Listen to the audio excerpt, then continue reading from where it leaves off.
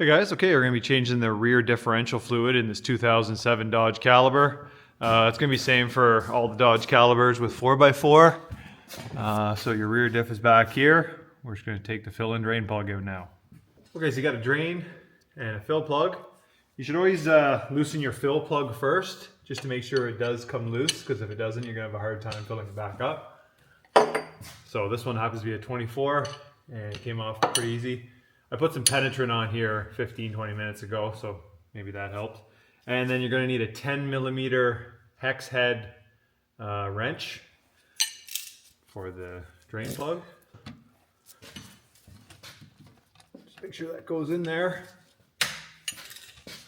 And that.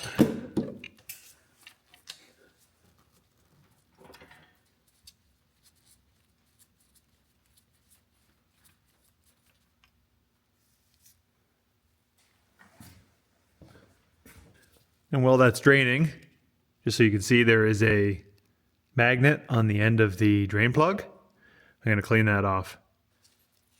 Fill plug does not have a magnet, but it does have a little gasket here. You probably should replace it. I'm going to reuse mine. It'll be fine. That's what the magnet looks like cleaned off. And there is a little gasket on the drain plug as well. It just fell into the oil. Okay, we're just going to install our drain plug. And then we're going to torque this down to 24 foot-pounds. Which isn't very much. And I can't get my torque wrench when I put the fill plug back in, but I can get a feel for what 24 foot-pounds is. 80W90 is what it requires. I've got a big bottle of it here, just like a pump bottle. But you can get the squeeze bags, which are super handy.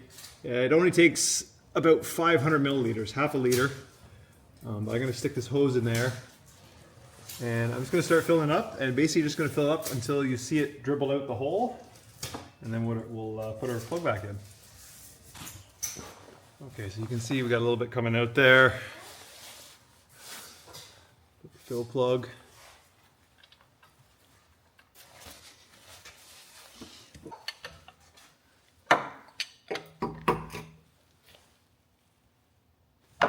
And that's it.